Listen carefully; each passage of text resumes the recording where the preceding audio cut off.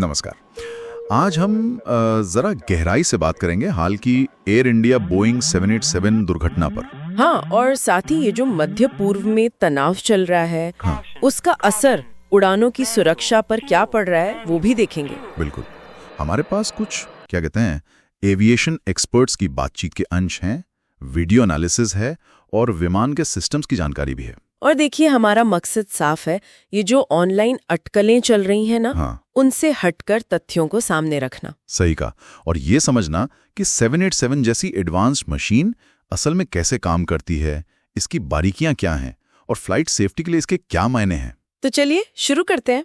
देखिए, जैसे ही दुर्घटना हुई कुछ घंटों में ही इंटरनेट पर तो जैसे बाढ़ आ गई, अटकलें, थ्योरीज। हाँ, और कई लोग तो एकदम से रातों रात 787 एक्सपर्ट बन गए, पर उनकी बातें अक्सर तथ्यों पर आधारित नहीं थीं। और ये चीज सिर्फ परिवारों के लिए दुखद नहीं है, ये असल जांच में भी रुकावट डाल सकती है ना? बिल्कुल।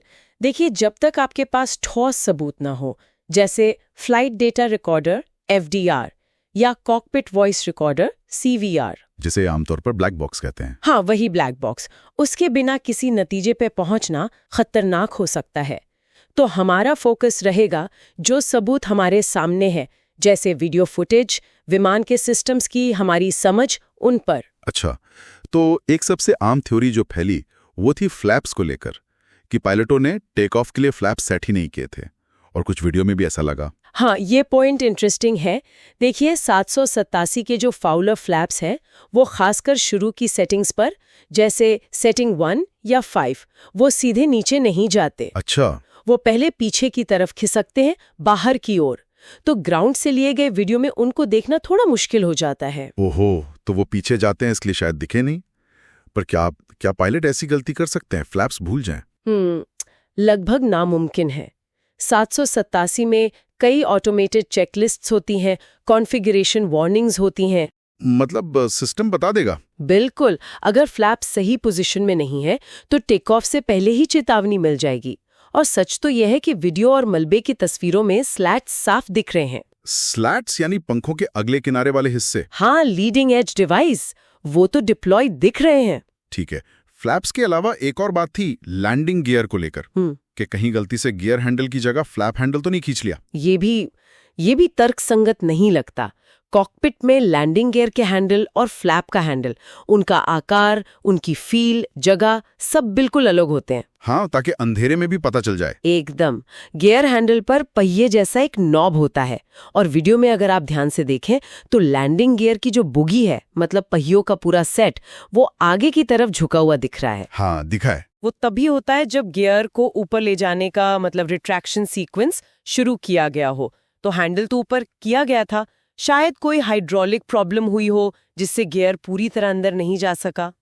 और क्या ऐसा हो सकता है कि दोनों इंजन फेल हो गए हों, शायद किसी इलेक्ट्रिकल प्रॉब्लम की वजह से? कुछ लोग ये भी कह रहे थे। देखिए, 787 के इंजन बहुत बहुत एडवांस्ड है। उनमें फेडेक होता है। फेडेक? हाँ, full authority digital engine control. ये इंजन का डिजिटल दिमाग है, समझिए। ये विफलता के हालत में भी इंजन को सेफ पावर सेटिंग पर रखता है, और इनका अपना पावर सप्लाई सिस्टम भी होता है, ग्रेविटी फीड फ्यूल सिस्टम भी। तो मतलब बिजली जाने से दोनों इंजन बंद हो जाएं, ऐसा होना अत्यंत असंभावित है, ऑलमोस्ट इम्पॉसिबल। वीडियो में कुछ और चीजें भी थीं, जैसे रनवे के आखिरी में धूल का एक बड़ा गुबार उठा। हाँ, वो शायद इसलिए क्योंकि विमान भारी था, गति कम थी, ऊंचाई भी कम थी, तो इंजन के थ्रस्ट और वेग टर्बुलेंस से धूल उठी हो। वेग टर्बुलेंस मतलब विमान के पीछे हवा का भंवर? हाँ, वही। और एक चीज और थी, कोई काली सी वस्तु गिरती हुई दिखी विमान से। वो जांच का विषय है। हो सकता है विमान का कोई हिस्सा हो या शायद बाहर की कोई चीज हो, कहना मुश्किल है अभी। और एक वीडियो में एक खास तरह की आवाज सुनाई दी। कुछ लोगों ने कहा कि वो रैम एट टर्बाइन यानी RAT की आवाज है। हाँ, RAT की आवाज, ये महत्वपूर्ण हो सकता है। RAT एक छोटा सा इमरजेंसी प्रोपेलर होता है जो विमान के नीचे से निकलता है। इमरजेंसी में? हाँ, अगर मुख्य हाइड्रोलिक या इलेक्ट्रिकल सिस्टम फेल हो जाएं, तो ये हवा का दबाव से घूमकर इमरजेंसी पावर जनरेट करता है। तो इसकी आवाज आना मतलब विमान में कोई गंभीर सिस्टम प्रॉब्लम थी। जरूरी नहीं कि सिर्फ इंजन फेलियर हो। इसके खुलने के 10 से ज्यादा कारण हो सकते हैं। ये तो हुई तकनीकी बातें, लेकिन एक और चिंता भारत में जो दुर्घटना स्थल था उसके मैनेजमेंट को लेकर भी उठी है। कुछ तस्वीरें आईं जिनमें लोग मलबे के बहुत करीब दिख रहे थे। हाँ, और ये बहुत गंभीर बात है। जो रिपोर्ट्स और तस्वीरें सामने आईं उनसे ऐसा लगा कि शायद साइट को ठीक से सिक्योर नहीं किया गया था। लोग मलबे के बीच घूम रहे थे, भारी मशीनरी का इस्तेमाल हो रहा था। इससे तो सबूत नष्ट हो सकते हैं। बिल्कुल, यही सबसे बड़ा खतरा है। भौतिक सबूत नष्ट हो जाते हैं।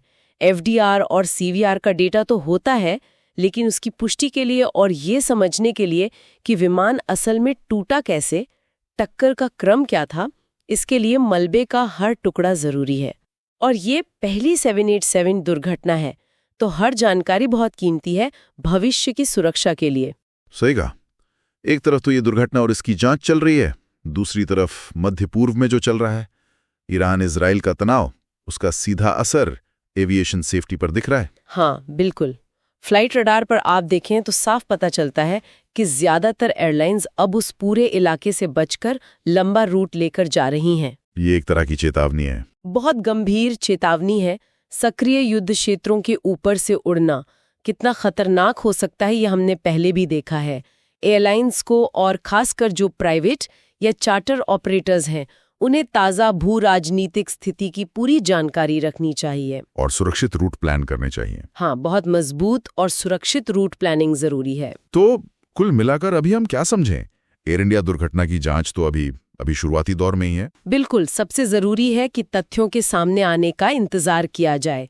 जल्दबाजी में नतीजे निकालना ठीक नहीं। और ये भी कि 787 एक बहुत जटिल, एक कॉम्प्लेक्स मशीन है। जो हमें वीडियो में दिखता है वो हमेशा पूरी कहानी नहीं बताता। सही बात है। और देखिए, किसी भी दुर्घटना जांच का मकसद सिर्फ किसी पर दोष मढ़ना नहीं होता। असली मकसद होता है सीखना, ताकि भविष्य में ऐसी घटनाएं न हो और सुरक्षा बेहतर हो सके। भले ही सबूतों को सुरक्षित रखना एक चुनौती लग रहा हो इस मामले में। हाँ, चुनौती तो है, लेकिन हर घटना, हर जांच हमें कुछ न कुछ सिखाती जरूर है। हम अपने श्रोताओं के लिए एक सवाल छोड़ जाते हैं। सोचिएगा जरूर कि जब कोई इतना जटिल सिस्टम जैसे कि एक आधुनिक विमान फेल होता है, तो उसकी जांच हमें सिर्फ उस एक घटना के बारे में नहीं सिखाती।